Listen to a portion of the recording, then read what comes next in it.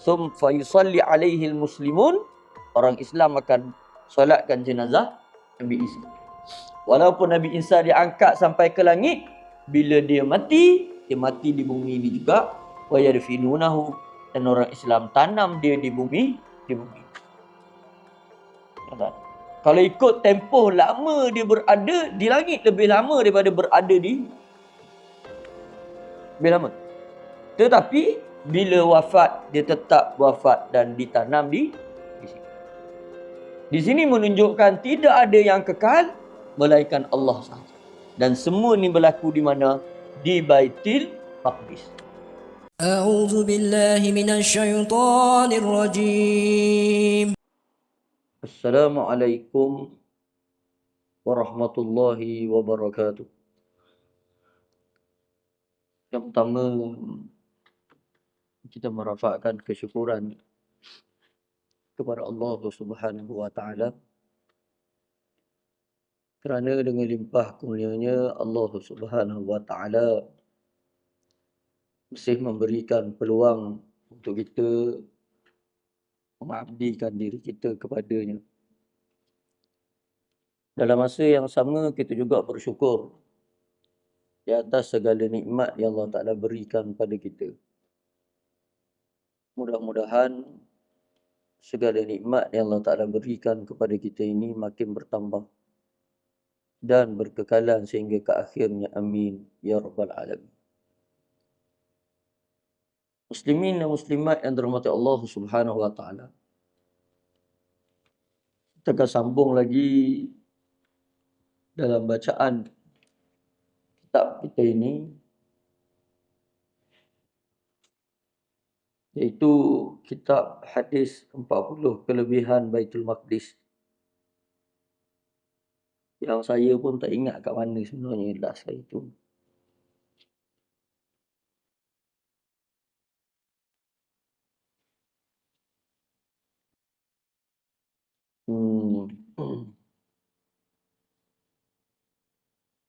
Kalau tak silap saya, kita sudah masuk dalam bab Baitul Maqdis dan juga tanda-tanda kiamat. Dah bincang kan? Dah kan?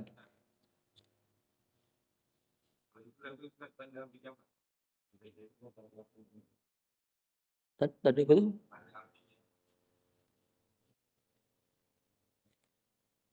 Yang hadis Dajjal tu dah baca kan? Baik.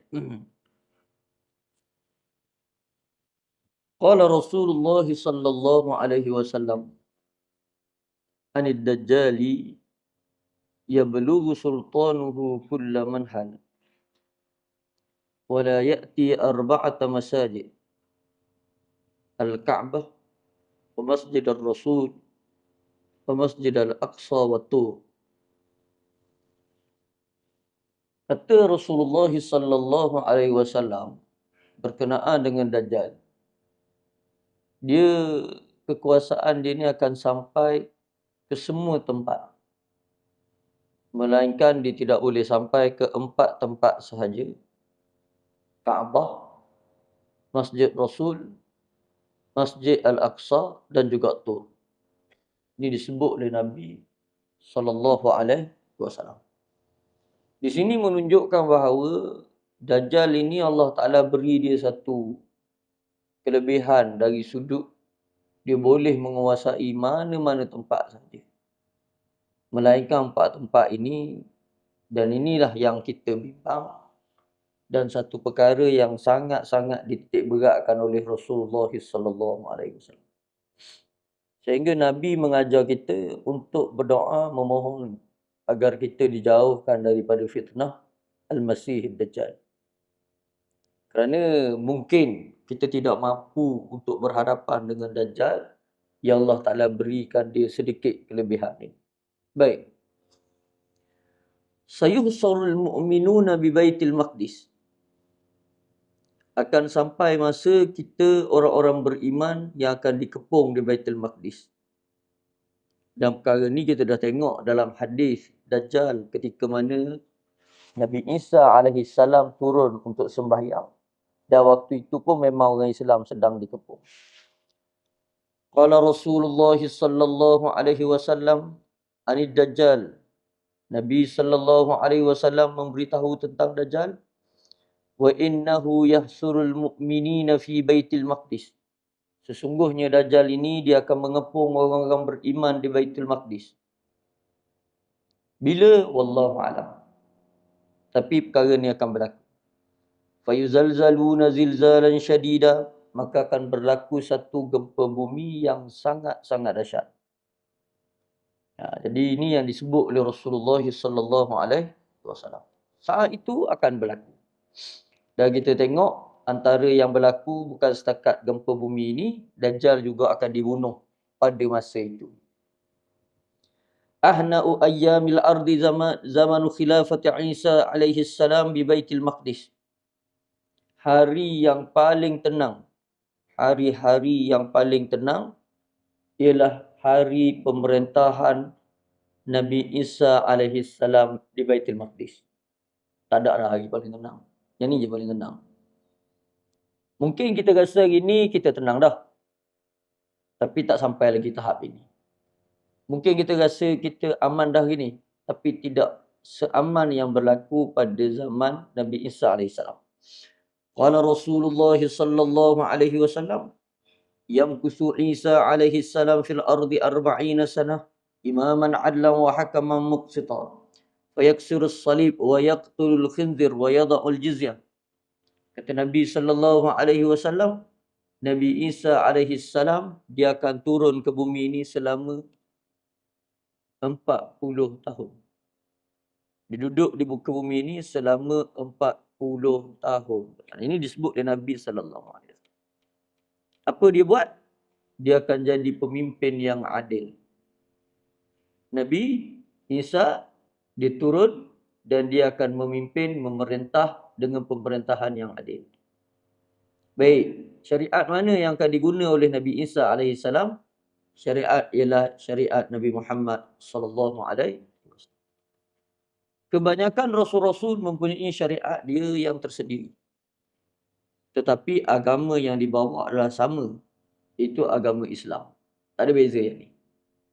Nabi Isa pun bawa Islam, Nabi Musa bawa Islam, Nabi Ibrahim bawa Islam, Nabi Idris bawa Islam, Nabi Nuh bawa Islam, Nabi Adam alaihi salam bawa Islam. Cuma mungkin syariat sahaja yang berbeza. Nabi Isa alaihi salam dia akan memerintah dengan penuh keadilan, dan keadilan itu berlandaskan kepada syariat Nabi Muhammad sallallahu alaihi wasallam. Apa yang dia buat? Fayaksirus salib. Antaranya dia akan patahkan salib. Supaya orang faham, Nabi Isa AS tidak ada kaitan dengan salib ini. Tak ada kaitan. Walaupun tuduhan yang mengatakan bahawa Nabi Isa ini disalib, sebenarnya Allah Ta'ala dah bagi tahu bahawa Nabi Isa tidak disalib. Wa ma salabuhu wa ma qataluhu. Dia tidak disalib, dia tidak dibunuh. Tapi Allah Ta'ala mengangkat dia ke langit. Itu realiti yang sudah diberitahu oleh Allah. Dan dia masih ada, ya masih ada. Bila dia akan datang, itu kita tak tahu. Kalau turun Nabi Isa AS, maksudnya untuk kita bersedia kepada hari kiamat itu masih ada tempoh. Kerana tempoh pemerintahan dia sahaja melibatkan 40 tahun. Melibatkan 40 tahun. Maksudnya, untuk berlaku kiamat itu masih ada tempoh dia lagi. Baik. Wa yada'ul jizyah, dan dia meletakkan jizyah. Wa yu'attilul milala hatta yuhlikallahu fi zamanihil milala kullaha ghairal Islam. Dan dia meniadakan agama-agama yang lain sehinggalah Allah Ta'ala memusnahkan agama lain melainkan Islam sahaja. Wa takunu da'watu wahidah, dan dakwah yang satu iaitu kepada Allah sahaja. Wa yuhlikullahu fi zamanihil masihad dajjal al-kazzab, dan Allah membunuh Masih Dajjal Kazzab pada zaman Nabi Isa AS. Dan kita tahulah Allah Ta'ala jadikan kematian Dajjal itu berada di tangan Nabi Isa AS. Wa tada'ul harbu awdharha, Dan pada waktu itu peperangan sudah melabuhkan tirai. Tuan-tuan, tak berlaku lagi peperangan pada zaman Nabi Isa alaihi salam. Tak ada. Sekarang peperangan makin merancak di Gaza sendiri, dan kita tahu sebelum daripada ini pun Amerika Syarikat, Great Britain pun sudah mula menyerang Yaman, dan Yaman juga sudah membalas serangan tersebut. Bukan setakat membalas serangan Yaman itu hanya balas sebab orang serang dia juga menghalang kapal-kapal yang nak melalui Lautan Merah untuk melalui Laut Hadramaut, dia juga tidak benarkan. Apabila Yaman mengambil keputusan tidak membenarkan kapal-kapal Israel, kapal-kapal yang ada kaitan dengan Israel, sama ada Australia punya, sama ada datang daripada Singapura ke mana ke, dia tidak benarkan. Tuan-tuan, apabila dia buat begitu, maka kapal-kapal ini mesti melalui satu laluan jauh, kena pusing Afrika balik, menelan kos yang terlalu tinggi. Ini jihad yang dibuat oleh Yaman. Jadi apa yang disebut oleh Rasulullah SAW dulu, yang kita belajar dulu, nampaknya dah memang dah. Bila Nabi kata akan adanya ketenteraan Syam, ketenteraan Yaman, dan benda ni memang dah berlaku. Benda ni dah sedang berlaku, tapi tak tahulah adakah itu yang dimaksudkan oleh Rasulullah SAW. Tapi nampak gayanya begitu. Dan penganalisis melihat, sekiranya peperangan ini tidak dapat dihentikan lebih awal, kemungkinan dia akan merebak lebih besar kemungkinan. Untuk berlakunya peperangan yang lebih besar, mungkin perang dunia ketiga, mungkin boleh tercetus. Wallahu a'lam. Itu saja. Cuma itulah yang sedang berlaku. Dan Yaman ini memang, walaupun ketenteraan dia tidaklah sekuat negara Mesir, sekuat Arab Saudi, tetapi dia tetap mahu kita kata apa, membantu bumi Palestin itu atas dasar Islam ini. Dan kalau kita tengok, Amerika Syarikat dan Great Britain pun minta bantuan dengan Arab Saudi dan juga UAE supaya serang Yaman ini.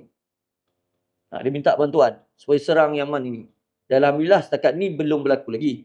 Kerana kita tahu Arab Saudi dengan Yaman pun memang mereka berdua ni ada masalah. Yaman dengan Arab Saudi memang ada masalah dua ni. Tapi tak berlaku juga setakat inilah. Kalaulah berlaku Arab Saudi serang Yaman, maka satu perkara yang sangat menyedihkanlah, kerana orang Islam akan perang sesama sendiri. Akan menyedihkan. Begitulah. Satu saya selalu katakan, kita dalam keadaan yang kadang-kadang sangat merugikan kerana kuasa-kuasa politik yang dipegang di atas bukanlah di kalangan mereka yang betul-betul cintakan agama Allah Subhanahu wa taala. Yang duduk atas sekali sana, lebih cintakan kepada kuasa pangkat, sedangkan yang mereka serang itu adalah saudara-saudara seagama mereka.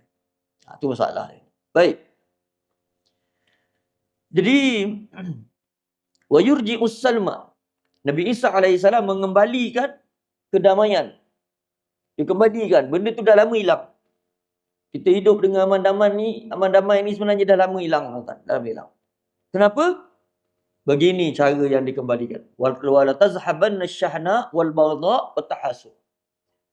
Dia kembalikan kedamaian dan dia hilangkan kebencian, dia hilangkan kemarahan, dia hilangkan rasa dengki. Tuan-tuan, dalam hidup kita ni, tiga benda yang sangat-sangat bahaya. Apa dia? Satu, kita rasa benci dengan orang. Kadang-kadang tak tahu sebab pun. Berapa ramai yang orang, aku benci betul lah dengan dia. Kenapa? Entahlah, aku tengok muka pun dah meluat. Ada jenis sikap seperti ini. Betul? Tak boleh tengok. Benci semua. Maka yang seperti itulah perkara yang tidak berlaku pada zaman Nabi Isa alaihi salam. Betul? Tak, benci ni satu sikap yang tidak bagus, tapi benda tu tak ada pada zaman Nabi Isa. Yang kedua, marah. Marah pun satu hal. Bila Rasulullah SAW didatangi oleh sahabat yang meminta nasihat Nabi SAW, Maka Nabi pesan, la taghdab. Kemudian sahabat tanya lagi, Nabi kata la taghdab. Kemudian sahabat tanya lagi, Nabi kata la taghdab. Pesanan Nabi mudah saja. Apa dia? Jangan marah. Sahabat tanya lagi, apa lagi wahai Nabi? Jangan marah. Apa lagi wahai Rasulullah? Jangan marah. Wal kadhimina 'anil ghaiz, orang yang menahan kemarahan ni rupanya orang-orang yang soleh. Kita boleh marah, tak ada masalah. Tapi kalau kita boleh menahan kemarahan itu lebih baik. Cuma menahan kemarahan ini ialah apa yang berlaku kepada diri kita sendiri. Faham? Kalau orang buat kat diri kita, kita bukan setakat boleh menahan kemarahan, kita boleh memaafkan orang buat kat kita. Satu dia ada wal kadhimina 'anil ghaiz wal 'afina 'anil nas. Kalau nak kira nak bergaduh, boleh je. Tapi tak apa. Kerana aku ingat akhirat, aku maafkan dia. Tuan-tuan. Tapi kemarahan di sini ialah yang saya nak sebut, yang boleh kita marah apabila dia berkait dengan agama kita. Masalah yang membimbangkan kita sekarang ialah bila berkait dengan agama, kita tak rasa marah. Ini yang kita takut. Bila orang hina agama kita, bila orang cerca Al-Quran, bila orang hina hadis Nabi SAW, kita rasa tenang-tenang sahaja. Itu dia masalah. Tapi bila orang kata kat kita, kita bangkit marah. Kita lawan betul-betul. Kenapa? Itu maruah kita kata. Ya, betul, mempertahankan maruah adalah kewajipan. Tapi kalau setakat benda-benda yang tak ada kaitan pun, kalau kita tengok Rasulullah SAW, ketika seorang badui tarik dia punya selendang sampai merah sini, dia tidak membalas perbuatan badui tersebut. Dia tak balas perbuatan badui itu, tidak balas. Kenapa? Kerana itu bukan prinsip Rasulullah SAW. Tapi bila dia berkait dengan agama Allah, bila berkait dengan Islam, dia tak akan biarkan saja. Itu Rasulullah SAW. Tapi kemarahan kat sini ialah kemarahan yang berkait dengan individu. Tak ada dah. Tak berlaku dah marah-marah. Tak berlaku dah. Baik. Wat tahasud dan dengki. Tak berlaku juga. Dosa pertama yang Iblis buat, ialah dengki. Dosa pertama. Bila Allah Ta'ala ciptakan Nabi Adam, dia rasa, kenapa Allah Ta'ala perlu lagi ciptakan Adam? Dia rasa begitu. Kenapa perlu lagi? Kan aku dah ada. Aku seorang malaikat yang mengabdikan diri, yang sujud kepada Allah, yang tak buat maksiat pada Allah. Tapi ketika itu jugalah dia sudah mari dalam bibit-bibit dalam hatinya rasa dengki itu. Bila ada Nabi Adam alaihissalam, dah nampak depan tengok, maka dosa pertama yang dia buat ialah dengki kepada Nabi Adam alaihissalam. Sebab tu dia tanya, apa benda ni? Buat ni, apa benda? Dan dia tak tahu itu adalah Adam alaihissalam, dan akhirnya kita pun jadi macam Nabi Adam alaihissalam. Masalahnya kita bentuk saja ikut Nabi Adam alaihissalam. Perangainya ikut yang tak tahu, wallahualam. Bentuk tu ikut Nabi Adam, dah cantik dah. Ikut semua tangan, muka, kaki, dah ikut Nabi Adam. Yang perangai kat dalam ni, wallahualam. Tak tahulah kan. Sebab perangai ni ada yang kalau ikut ada sifat dengkinya, kita tahulah ikut siapa. Kan? Ada sifat kemarahan yang tak tahu apa-apa, tak tahulah ikut siapa. Kena fikir sendiri ya. Tapi benda ni, tiga ni tak ada pada zaman Nabi Isa alaihissalam. Tuan-tuan, cuba bayang. Kita hidup dalam masyarakat, tiga ni kita buang. Apa rasa? Benci tak ada, dengki tak ada, tuan-tuan. Marah-marah tak ada. Tak ada, semua tu tak ada.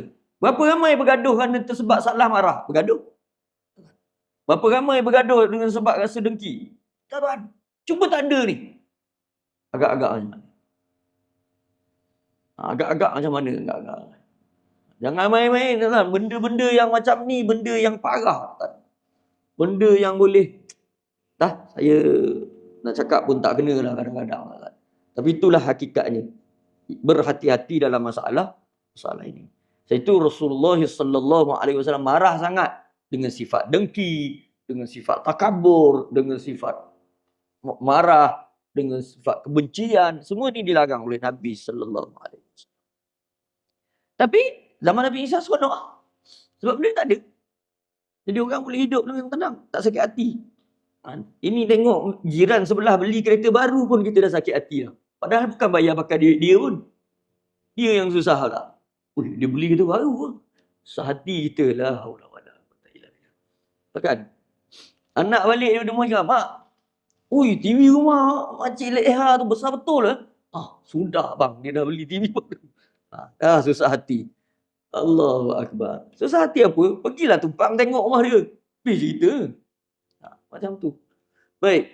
Wa yafidul malu hatta la yakbalahu ahad. Dan harta melimpah ruah. Sehingga tidak ada orang yang menerimanya. Tak ada orang. Tuan, kalau lah berlaku sekarang macam ni, seronok kan? Benda ni tak berlaku sekarang.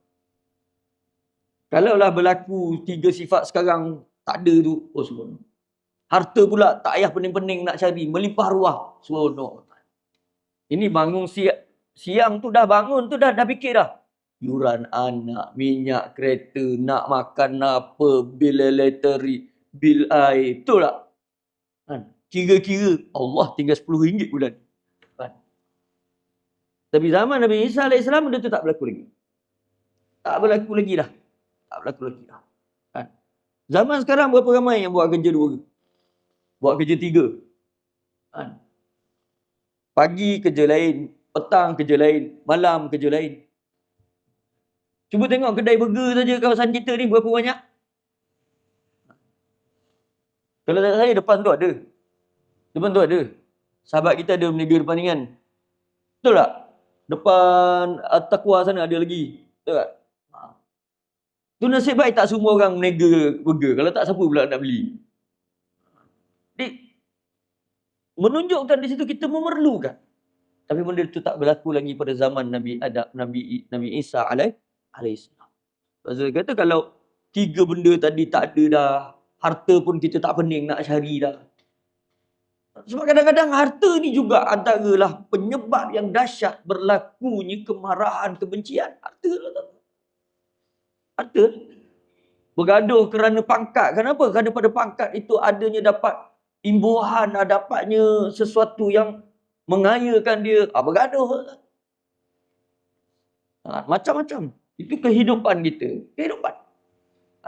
Berebut kuasa politiknya macam-macam.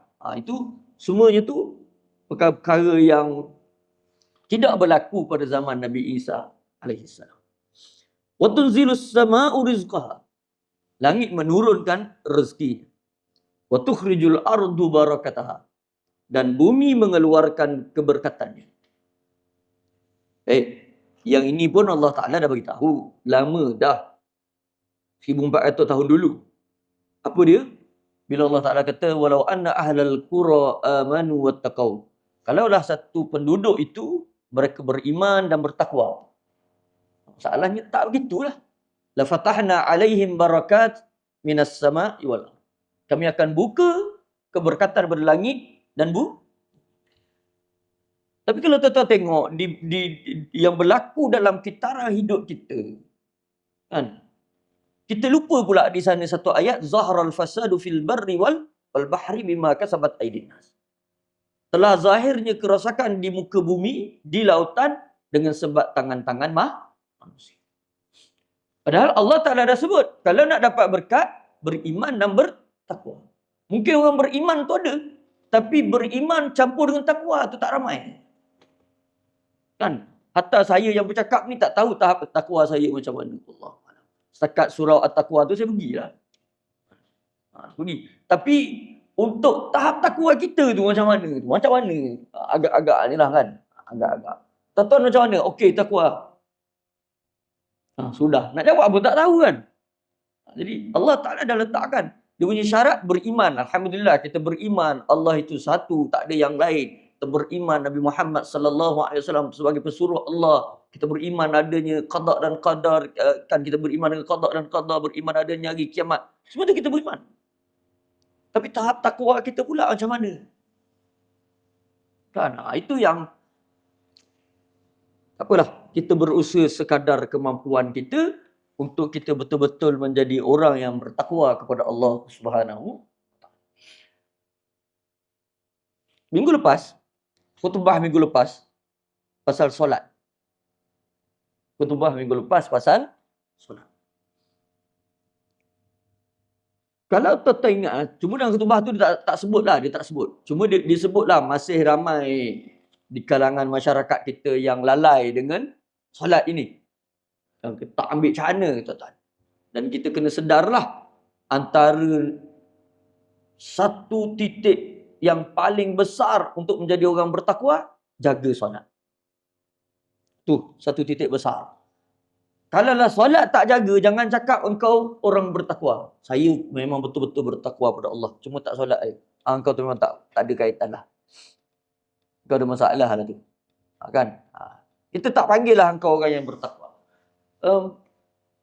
Kalau tuan-tuan ingatlah, pernah Dr. Fadilah Kamsah keluarkan kenyataan 80% orang Islam di bumi Malaysia ini tidak solat. Kalau tak silap saya, cuba cek lah. Jadi saya tak tahu jumlah 80% itu merangkumi 68% kita orang Muslim ini ke? Wallah malam, saya tak pasti. Cuma itu yang pernah dia sebut 80%. Tetapi kalau 80% tak solat, memang betul lah, mana nak dapat keberkatan. Langit dan bumi memang tak dapat. Tuan bayang 80%. Kan? Kalau dia cakap 80% tak solat jemaah, boleh tahan lagi. Sebab kalau kita tengok dengan keadaan, kalau kat sini sajalah, kalau ikut dengan jumlah penduduk yang ada, saya rasa sudah sepatutnya melebihi sampai ke keluar salat berjemaah. Dan sekarang ramai yang ajak konsep subuh macam Jumaat. Saya kadang-kadang bukan tak bagus subuh macam Jumaat, bagus sangat, buatlah. Tapi yang kita nak ni tuan-tuan, bukan subuh je macam Jumaat. Waktu lain pun kalau boleh macam Isyak macam Jumaat, Maghrib macam Jumaat. Semualah macam Jumaat. Kalau boleh ya. Tapi itulah. Tak boleh nak cakap apa. Memang dapat buat yang tu pun kira dah alhamdulillah sangat. Begitu. Jadi macam mana kita nak sampai tahap takwa tu? Allah. Baik. Wa taqa'ul amanatu fil ardi. Dan berlakunya keamanan pada waktu itu, tuan-tuan, di luar kotak pemikiran kita. Keamanan tu berlaku. Hatta tarta'al ibilu ma'al usdi jami'ah. Berlakunya keamanan di muka bumi ini pada zaman Nabi Isa di luar kotak pemikiran kita. Kenapa tuan-tuan? Kan kadang-kadang kita budak-budak balik, dia beritahu kita, cikgu suruh berfikir di luar kotak. Kan? Ini memang betul-betul di luar kotak pemikiran kita. Bukannya bila sebut di luar kotak tu, suruh buat rumah pelacuran. Itu di luar kotak lain. Itu pening juga. Kan? Itu saya tak reti nak jawab macam mana. Cuma nak bagi tahu, ialah bagaimana waktu itu, Nabi kata, hatta tarta'al ibil, sehinggalah unta boleh lepak bersama dengan singa. Tuan-tuan bayang, singa dengan unta duduk sekali. Cuba tuan-tuan ambil unta dengan singa sekarang, duduk lepak sekali. Apa jadi dengan unta tu lah? Agak-agak. Singa yang tak ada ke unta yang tak ada? Cuba fikir sendiri. Kalau ambil unta dengan singa duduk lepak sekali sekarang, agak-agak mana yang tak ada?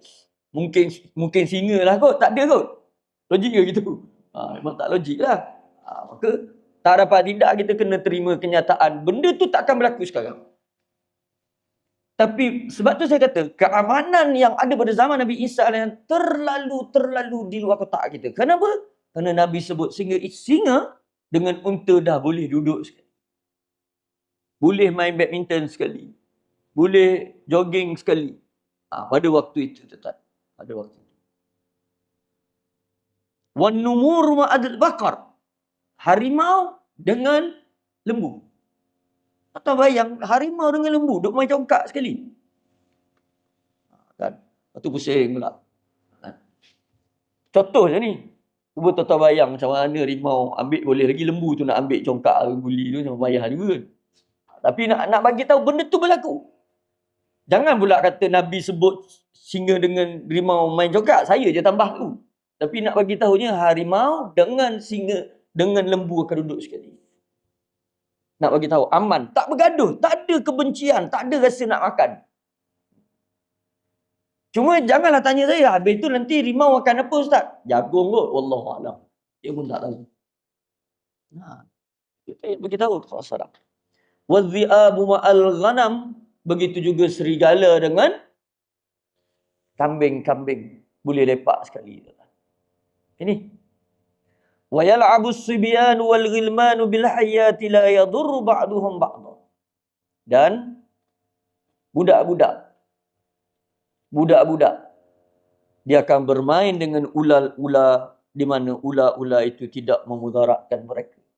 Ini berlaku pada zaman Nabi Isa alaihi salam. Budak bermain dengan ular tak ada masalah.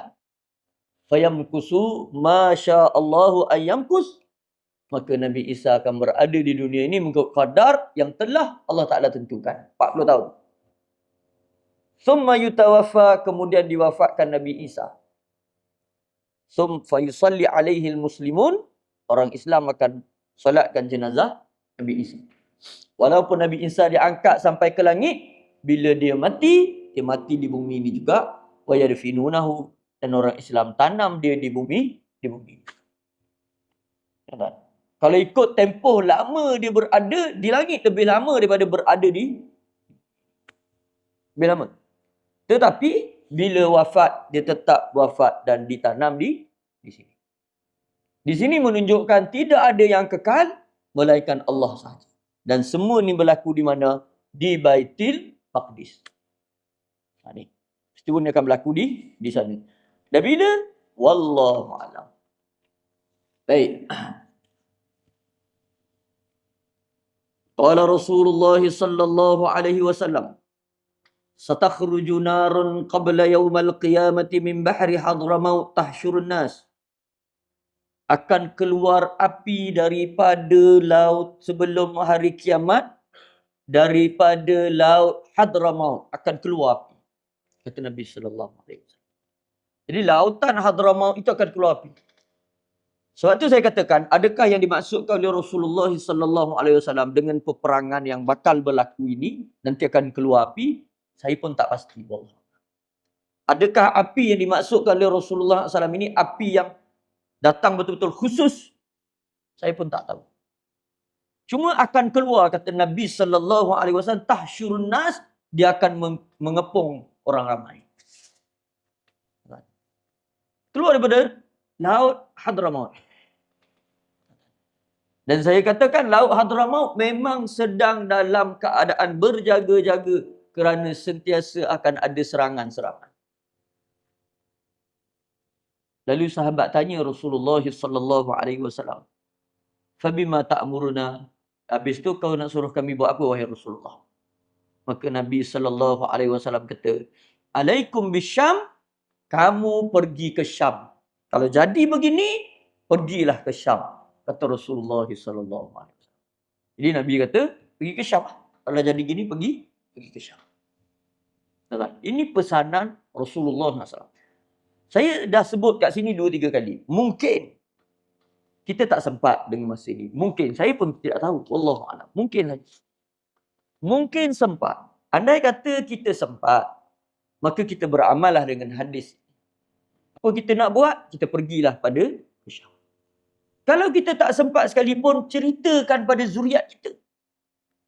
Bang, kalau ayah tak ada nanti, andai kata berlakunya, keluarnya api daripada laut Hadramaut, maka pergilah kamu ke Syam. Ini bukan pesanan ayah, ini pesanan Rasulullah sallallahu alaihi wasallam. Macam itulah. Sebenarnya ni benda yang akan datang. Tapi Rasulullah sallallahu alaihi wasallam walaupun dia cakap satu benda yang jauh di sana, tapi tidak ada satu pun perkara yang dia cakap itu salah. Kan? Kita mungkin cakap benda yang lepas pun salah. Kan? Tak payah nak cakap benda yang akan datang. Sebab memang kita tak tahu apa yang akan datang. Tapi Nabi ni, walaupun dia bercakap benda yang akan datang, tapi tidak ada satu pun yang salah dengan ucapan Rasulullah sallallahu alaihi wasallam. Baik.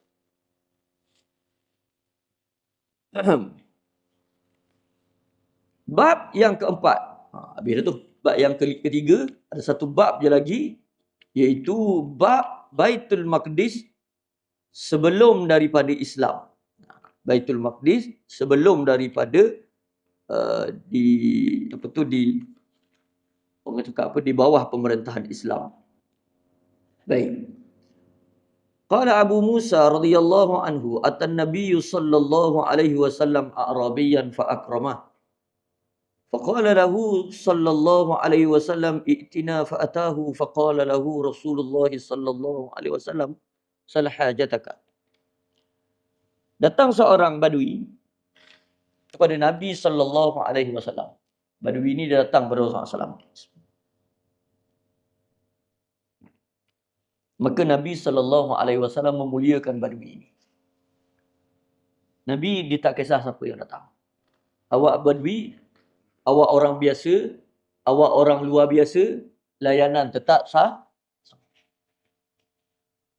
Sebab itu Nabi mengajar kita supaya kita ni berhati-hati dalam melayan seseorang supaya tidak ada perbezaan.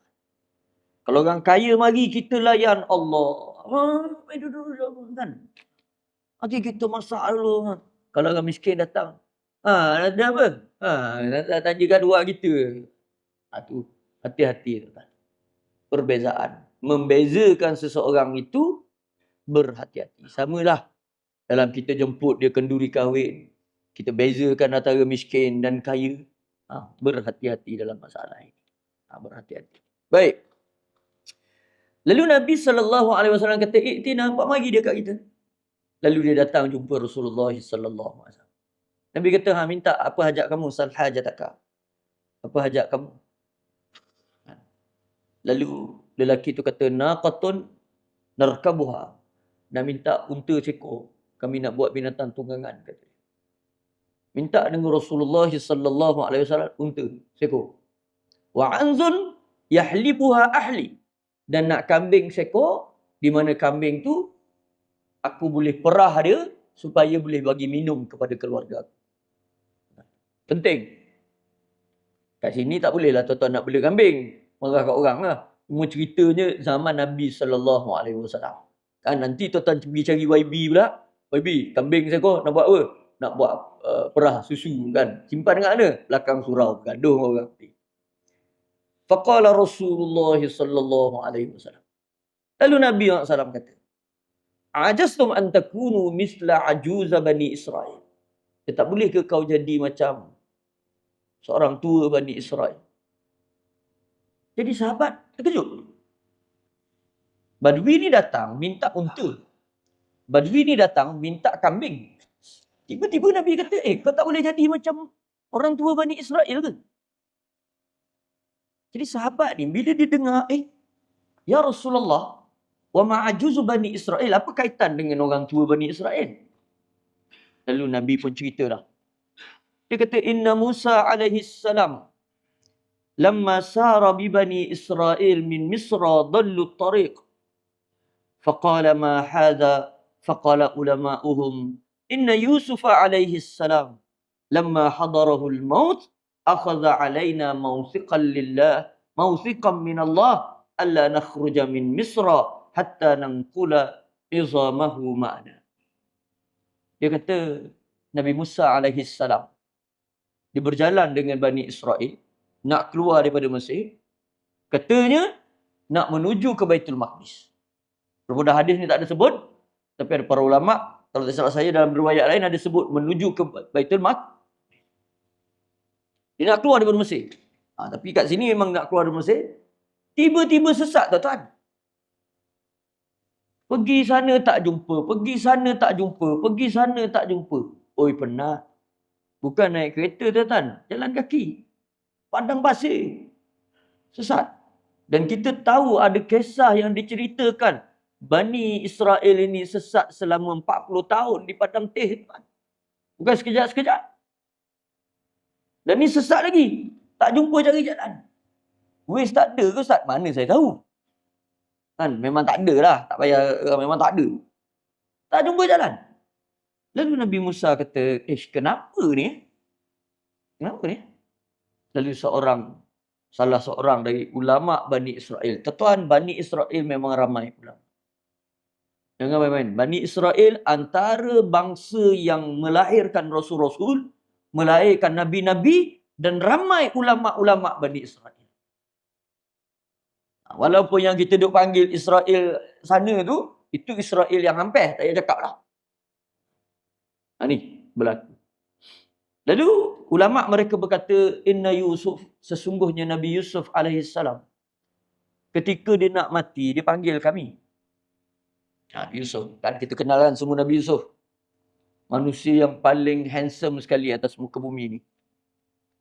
Paling handsome, tak ada lah. Jadi siapa yang nama Yusuf tu, perasan-perasan sikit-sikit sudahlah. Cuma nak bagi tahu ni Nabi Yusuf memang dia paling handsome lah. Separuh kecantikan dunia diberikan kepada Nabi Yusuf alaihissalam. Kita bayanglah separuh diberikan pada Nabi Yusuf. Jadi Allahumma salli ala Muhammad. Nabi Yusuf kata apa? Janji dengan aku, korang takkan keluar daripada bumi Mesir ini melainkan korang bawa jasad aku keluar semua. Maksudnya Nabi Yusuf nak jasad dia ditanam di Baitul Maqdis. Keluarkan jasad aku, tanam di Baitul Maqdis. Tak bayang. Seorang Rasul dia buat satu pesanan supaya tidak tinggalkan jasadnya di Mesir dan letakkan di Baitul Maqdis. Baik. Lalu bila Nabi Musa dengar begitu, maka Nabi Musa tahu, patut pun. Pasal janji tak ditepati. Ini masalah. Buat janji seronok, tapi tak ditepati. Jadi susah. Satu, hati-hati dalam berjanji dengan orang. Tak kisah siapa pun. Tak kisah siapa. Siapa sahaja yang berjanji, berhati. Daripada pemimpin sampailah orang biasa, hati-hati dalam bab janji. Kita sebagai ayah kadang-kadang berjanji dengan anak seronok juga kan. Tapi bohong gitu kat anak. Hati-hati. Sebagai suami berjanji dengan isteri, sebagai isteri berjanji dengan suami, sebagai mak berjanji dengan anak, sebagai YB berjanji dengan rakyat, sebagai menteri berjanji dengan rakyat. Hati-hati semua tu. Hati-hati. Jadi Musa kata, patut pun. Dah ada tak siapa yang kenal mana tempat kubur Nabi Yusuf alaihissalam? Fama ya'lamu mawdi'a qabri. Ada orang tahu tak mana tempat kubur? Lalu ulama tu kata, ajuzun min Bani Israel. Ada orang tua di kalangan Bani Israel. Nabi Musa faba'asa ilaiha. Musa utus, pergi cari. Bila cari-cari, dia adalah seorang perempuan tua. Tua dah, orang perempuan Bani Israel. Nak tahu kat mana ni kubur Nabi Yusuf alaihissalam. Lalu orang tanyalah dia, duli ni ada qabri Yusuf. Nabi Musa kata, tunjukkan aku mana kubur Nabi Yusuf. Kata perempuan itu, la hatta tu'tiyani hukmi. Aku takkan bagi tahu sehingga kamu memberikan hukuman kepada aku. Lalu Nabi Yusuf tanya, "Mama hukmuk? Apa hukuman kamu? Apa hukuman kamu?" Senang saja kata perempuan ni, senang, tak ada susah pun. Apa dia? Hukuman aku ialah kau berikan aku ma'aka fil jannah. Aku bersama kamu dalam syurga. Dia minta dengan Nabi Musa nak duduk dalam syurga. Nabi Musa kata, mana boleh? Itu kan kerja aku. Nak duduk. Kan? Jadi dia sebut, fakariha an yu'tiyaha ilaiha. Nabi Musa tak boleh nak bagi. Sebab soal syurga neraka bukan, itu soal milik Allah. Tak nak bagi. Macam mana gitu? Jadi perempuan tu kata, tak apa. No money, no talk. Seolah-olah begitulah. Kan? Maksudnya tak, bukan, dia tak katalah gitu, saya lah tambahnya. Cuba dia kata, dia memang dia cakap, kalau tak nak bagi apa yang aku minta tadi, aku pun tak nak lagi tahu. Dia main ugut itu pula. Kan? Jadi Allah fa'auhallahu ilaihi an a'tiha hukmaha. Maka Allah Ta'ala wahyukan kepada Nabi Musa, bagi tahu kepada perempuan tadi apa yang dia nak dia dapat. Tuan-tuan, Nabi Musa pun bagi tahu perempuan tadi. Sukalah dia. Dapat masuk syurga, tuan-tuan. Dapat masuk syurga. Yang bagi tahu tu Nabi Musa. Tuan-tuan pernah ingat tak kisah Kahar, Rasul Kahar? Pernah ingat tak? Rasul Kahar. Cuba Google. Masyhur, tuan-tuan. Ada satu video ni makcik ni siap bagi tahu lagi. Rasul kita dah bagi tahu kita masuk syurga, dia kat orang. Cuba lah cari. Seronok tengok makcik tu yakin dengan Rasul dia, tuan-tuan. Ini Rasul betul dia bagi tahu ni. Nabi Musa Musa bagi tahu. Dah tak apalah, itu yang kau minta Allah Taala dah bagi. Dah bagi tahu kat mana kubur Nabi Yusuf alaihi salam. Fantalaqat bihim ila buhair. Lalu perempuan ni pun bertolaklah pergi ke satu tasik. Dia tak sebut tasik tu kat mana. Maudi'i mustaqna'i ma'in. Tapi tasik tu penuh dengan air.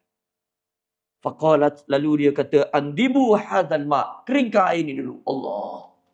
Nak kena keringkan air di tasik tu satu hal. Tapi kalau tak keringkan tak jumpa kubur. Kalau tak jumpa kubur duk main sesat gitu. Kering kan? Kering. Buatlah. Akhirnya kering. Faqalat, lalu perempuan ni kata, ihtafiru. Galilah. Fahtafaru, mereka pun gali. Bila gali-gali, tengoklah jasad Nabi Yusuf alaihi. Jasad Nabi-Nabi, Rasul-Rasul, dia tidak dia tak macam kita. Kita masuk dalam kubur berapa lama tahan jasad kita ni. Tak tahu dah. Saya sebut dah gitu rasanya kat sini. Bila orang buat perbandingan, letak katak sekor, letak sotong sekor. Sotong tu bukan sotong yang tu, sotong kodita tu apa? Sotong katak. Sotong katak tu dengan katak sekor. Sini sotong, sini katak, sini sotong. Dia pun ambil ulat yang sangat banyak, dia letak atas sotong, dia letak atas katak. Bagus video ni. Saya tengok. Dia buat ujian. Ulat. Tuan-tuan, ulat besar mana mulut dia? Siapa pernah tengok mulut ulat? Tak nampak. Mulut pun tak tahu kat mana kan. Tapi tuan-tuan, 22 jam untuk katak. 21 jam untuk sotong. Licin, kosong, tak ada apa. Memberikan gambaran pada kita. Kita mati nanti, duduk je dalam tanah. 24 jam kemungkinan hancurlah jasad kita. Kosonglah, dimakan ulat. Wallahu a'lam. Itulah kita. Jadi bila saya tengok, Allah. Saya kata kemungkinan je, saya pun tak pastilah. Cuma daripada apa yang dia tunjuk kat situ, ialah katak besar ni kan. Boleh dalam tempoh 24 jam. Mana manusia mungkin ambil masa lebih sikit. Allah. Itulah kita. Nak sombong ke? Sekarang kita pijak ulat. Nanti ulat tunggu kita. Dia akan ramai-ramai. Allahumma barik lana fima razaqtana, ada letak. Itulah kita nanti. Satulah kita ni datang juga solat berjemaah. Datang juga majlis ilmu. Kenapa? Kerana kita tahu jasad tak akan bawa apa-apa. Tapi amalan kita akan membantu kita. Itulah. Betul kan? Jangan rasa rugilah. Cintakan rumah Allah. Jangan rasa rugi. Baik. Kemudian dikeluarkan jasad Nabi Yusuf alaihis. Falamma aqalluhu ilal ard. Bila diangkat saja ke letak di atas jasad Nabi Yusuf alaihis salam, wa izat tariq, tiba-tiba jalan mislu daw'in nahar, dah jadi macam terang benderang. Nampak tadi sesat di sini tak nampak dah. Sekarang dah nampak arah. Kenapa? Dah janji sudah ditepati untuk keluarkan jasad Nabi Yusuf alaihi salam, nak dibawa ke Baitul Maqdis. Baik. Allah 745 dah. Boleh satu lagi Satu lagi Satu lagi. Qala Rasulullah sallallahu alaihi wasallam, Ja'a malakul maut ila Musa alaihi salam faqala lahu ajib rabbaka. Falatama Musa alaihi salam aina malikil maut. faqafa'aha faraja al-maliku ila Allah ta'ala innaka arsaltani ila 'abdin la yuridul maut faqad qafa'a 'aini. Rasulullah sallallahu alaihi wasallam cerita malaikat maut, malakul maut. Malakul maut dia datang kepada Nabi Musa alaihi salam. Orang kita panggil malaikat maut. Yang betul malakulah, tapi tak apalah. Kan malakul maut datang sebab dia jamak kalau malaikat tu. Tapi tak apa, saya ambil mudah yang mana kita mudah faham. Jadi malakul maut ni datang, malaikat maut datang kepada Nabi Musa alaihi salam. Apa dia cakap pada Nabi Musa? Saya nak ambil nyawa kamu. Malaikat maut bagi tahu kepada Nabi Musa nak ambil nyawa. Tuan-tuan, kalau tuan-tuan ada orang datang, dia kata saya nak ambil nyawa awak. Apa kita buat?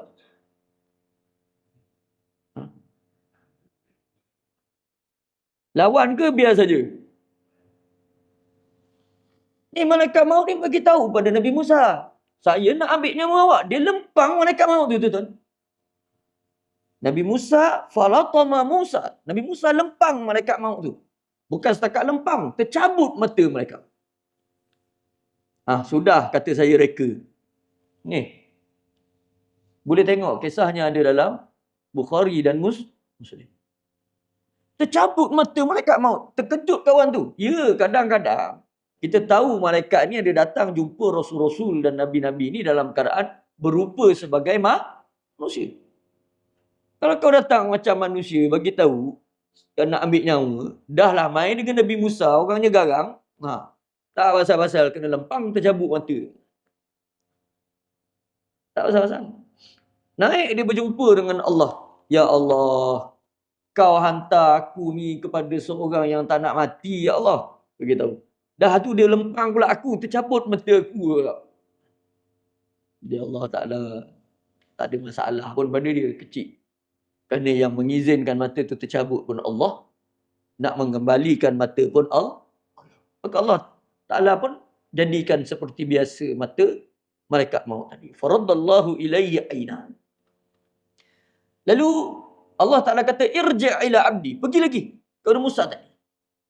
Fakul, katakan, al-hayatu turid. Kau nak hidup kan? Nak hidup lama kan? Nak hidup lama kan?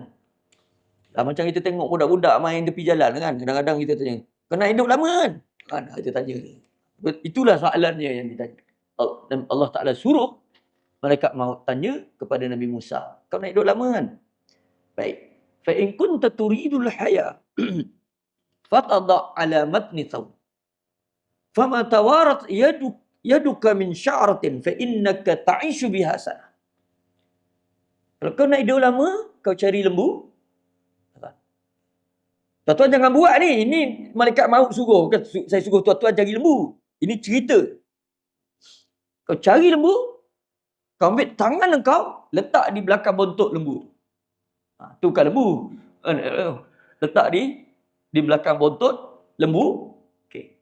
Tangan tu letak di belakang bontot lembu. Tuan-tuan, saya beritahu ni, kau tuan-tuan nak buat, mana tahu. Letak di belakang bontot lembu. Setiap bulu yang berada di bawah tangan-tangan kamu, berapa kamu kira? Kalau ada 100, satu bulu saja dia sudah mewakili setahun.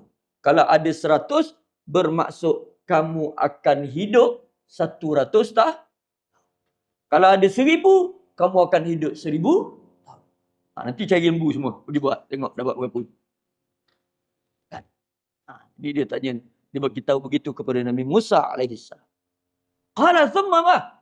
Lalu Nabi Musa kata, kemudian apa lagi? Kan? Kemudian lepas pada tu kata malaikat maut, sembal maut. Habis tu mati ya. Kata malaikat maut. Malaikat maut kita tahu begitu. Jadi tuan-tuan agak-agak macam mana? Nabi Musa buat ke tak? Oi, tak. Cuba tuan-tuan fikir, tangan Nabi Musa takkan sebesar tangan kita kan? Kalau dia letak atas belakang lembu tu, banyak mana dia dapat tu? Kan? Tapi Nabi Musa kata, bila dia dengar malaikat maut kata, habis umur tu mati lah. Kan? Kalau begitu, falaan. Kalau begitu, aku nak mati sekarang. Aku nak mati sekarang. Rabbi amitni minal ardil muqaddasah. Wahai Tuhan, matikan aku di bumi Baitul Maqdis ini, di tanah yang suci. Dan ramyatan bihajarin. Aku nak mati. Paling dekat. Kalau paling jauh pun kalau nak tanam aku. Kalau baling batu tu, sampai kat tempat baling, itu kalau boleh, aku nak mati kawasan tu. Jangan jauh daripada Baitul Maqdis ini. Ini menunjukkan kelebihan Baitul Maqdis sehingga Rasul-Rasul, Nabi Yusuf, Nabi Musa alaihissalam nak mati, boleh. Tapi matikan aku di Baitul Maqdis. Ni satu. Wallahi law anni indahu la araitukum qabrahu ila janibit tariq indal kasibil ahmar. Kata Nabi sallallahu alaihi wasallam, kalau aku ada sekarang dekat tempat kubur Nabi Musa, aku akan tunjukkan di mana kuburnya. Kata Rasulullah sallallahu alaihi wasallam. Dan saya rasa cukuplah sekadar itu dahulu. Saya berhenti kat sini dahulu. Yang baik datang daripada Allah. Apa dia tu?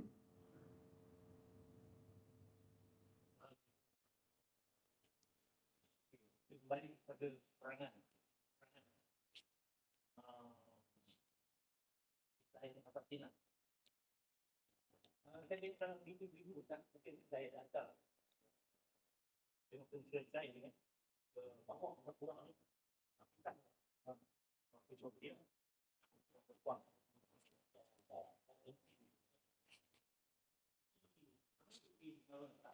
Jadi kan, mungkinlah. Memang dia sedar. Mungkin kita akan sedar kan. Boleh hilang. Sekian. Di sedap. Aku terangkan. Aku untuk diri. Dan juga tidak berperang. Aku mungkin kalau saya lebih kurang. Ini adalah saya. Hukum. Baik. Yang pertama, kenapa hilang rasa kasih sayang? Kalau tentera Israel ada kasih sayang, kau tak panggil zalim lah pula dia. Kau panggil tentera yang bagus lah pula dia. Sebab dia tak ada kasih sayang tu kita panggil dia zalim. Dan memang kezaliman dia tu sudah ma'ruf, sudah masyhur. Kenapa hilang? Itulah, bila jauh daripada agama Allah Subhanahu Wa Taala, maka benda tu tidak akan melahirkan sesuatu yang, kalau kita tengok dalam Islam, sebut dalam Islam ni, mana-mana peperangan yang melibatkan tentera-tentera Islam, apabila berperang, maka apa yang diajar oleh Rasulullah sallallahu alaihi wasallam ialah tidak membunuh orang tua, tidak membunuh kanak-kanak, tidak membunuh Halo? Siapa tahu kau ni?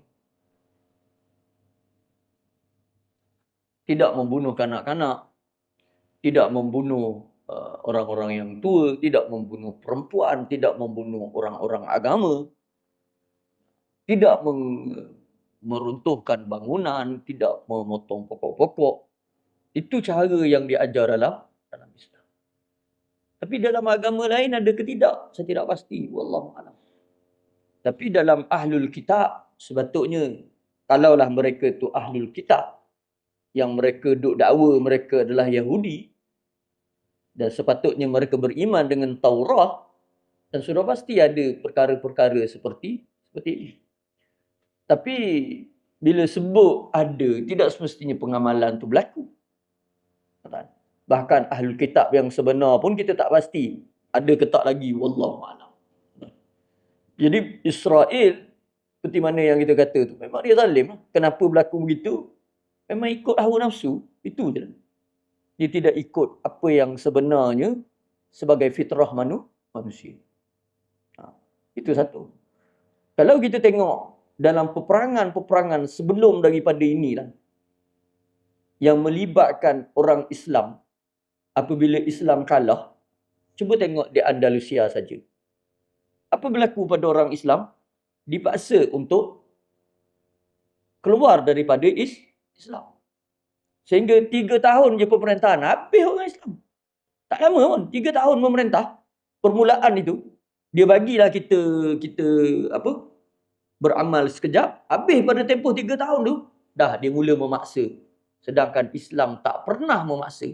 Cuba tengok, pergi di sana ada muzium dia, bagaimana alat-alat penyiksaan yang digunakan untuk orang-orang Islam yang tak keluar daripada.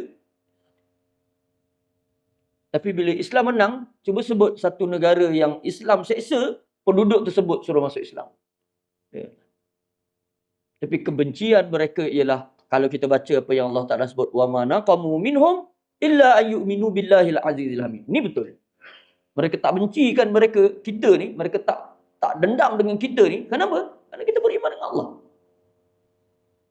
Kalau tuan-tuan tidak beriman dengan Allah, beriman dengan yang lain, dia orang tak ganggu. Bahkan komunis sendiri menyebut, Barat dengan Islam lebih dahsyat, lebih bahaya daripada Barat. Kerana Islam ni kalau dia memerintah, dia boleh apa? Boleh menangkap hati-hati penduduk satu-satu tempat. Tapi kalau yang memerintah itu selain daripada Islam, mereka tak berjaya nak tangkap hati. Mereka hanya menakutkan dari sudut fizikal, kekerasan. Tapi Islam bila dia memerintah, hati manusia akan terpaut dengan keadilan. Cuba baca sejarah. Kenapa kita boleh masuk ke Parsi dengan mudah? Banyak mana kawasan yang Parsi pegang jatuh kerana penduduk setempat membantu tentera Islam. Kerana dengar cerita sampai ke telinga. Bila Islam pegang, adiklah tempat tu. Bila Islam pegang, adiklah tempat tu. Tapi bila duduk bawah Parsi, duduk bawah Rom. Damsyik pernah duduk bawah Rom. Zalim tu kan? Zalim. Tapi akhirnya Islam menang. Kenapa? Mereka memang zalim. Sebab, saya sebut tadi, kerana mereka tu beriman dengan Allah.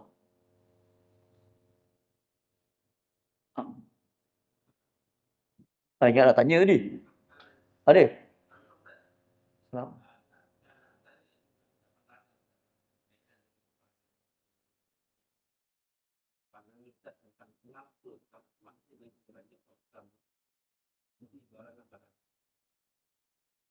Okey.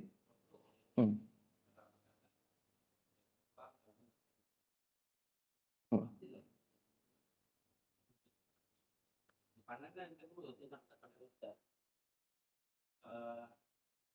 terhadap orang Islam dan kita Islam betul kondisi. Okey. Okay.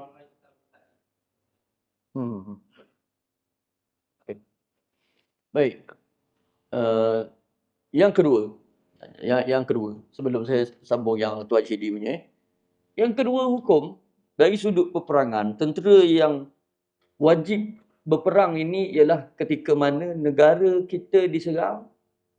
Yang ini bukan tentera sahaja diwajib berperang, maka siapa sahaja pun wajib berperang. Contoh, Malaysia diserang. Apabila Malaysia diserang, automatik hukum berperang tadi dia jadi fardu ain. Saya jadi wajib berperang sama. Semua yang ada kat sini, yang lelaki, yang sihat, wajib turun. Wajib turun. Bila yang diserang itu negara kita sendiri. Tetapi apabila melibatkan negara Islam yang lain, maka itu atas arahan daripada kepimpinan. Mana-mana tentera yang mendapat arahan, maka wajib taat. Wajib taat. Apapun dia kena pergi. Tapi kalau tak dapat arahan, tak bolehlah pergi. Kerana mungkin ada kepentingan-kepentingan yang lain. Tapi dari sudut kewajipan membantu tentera Islam, negara-negara Islam wajib bantu negara Islam yang lain yang ditindas, itu memang wajib. Tapi kalau kau tak bantu, itu jawablah dengan Allah. Adapun untuk tentera, mereka hanyalah pekerja yang menunggu arahan daripada atas. Tapi negara Islam yang berada di sekeliling, yang dekat, yang tak membantu, Itu dia jawab dengan Allah. Kerana bantu negara Islam yang kesusahan, hukumnya adalah wajib. Wajib. Yang ketiga. Saya pun tak tahu nak cakap macam mana dah. Bila dah masuk hampir 4 bulan dah ni orang kita buat boycott ni dia macam slow. Slow. Kita dah cakap tak payah gunalah Visa dengan Mastercard tu. Gunalah e-wallet, gunalah cash, gunalah QR Pay. Semua tu boleh guna. Kita nak bagi juga duit kepada orang Yahudi. Nak bagi juga. Saya pun tak tahu dah nak buat macam mana. Kita nak beli juga makanan-makanan yang menyumbang. Tak, anak saya kena ada Maggi pagi-pagi. Tak boleh. Cubalah kita fikir dengan kepala yang Allah Ta'ala bagi. Akal, otak. Tuan-tuan, akal yang sihat Allah Ta'ala bagi. Kenapa kita nak menyumbang juga walaupun RM2, RM1 kepada orang-orang yang bunuh adik kakak kita? Pun tak tahu dah kenapa jadi gitu. Tak ada sensitivity langsung. Tak rasa bertanggungjawab. Apabila Persatuan Ulama Indonesia, saya melihat baru ni Ustaz apa dia sebut, Ustaz apa Hidayat apa benda dia sebut. Nama dia.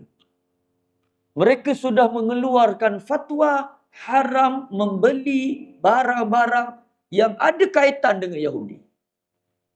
Walaupun Malaysia tak keluar lagi fatwa itu. Tapi tolonglah kita ada sensitivity. Tolong rasa bersalah sangat ni. Tuan-tuan, saya pergi JPJ. Anak sudah buat lesen. Time kena bayar pakai kad. Saya rasa memang sedih lah. Saya tanya pegawai tu, tak boleh bayar cara lain ke? Tak ada. Kena pakai kad saja. Sebab kita cashless. Saya tak kisah dah cashless tu. Transfer ke? QR ke? E-wallet ke? Tapi kenapa saya kena letakkan kad? Saya terpaksa bayar hari tu RM60 buat satu kad. Berapa? Setahun, 2 tahun. Untuk 2 tahun kan? Tuan-tuan bayang, itu saya seorang. Bayangkan berapa banyak Yahudi mengambil keuntungan daripada rakyat Malaysia saja. Siapa yang buat tu dia jawab depan Allah.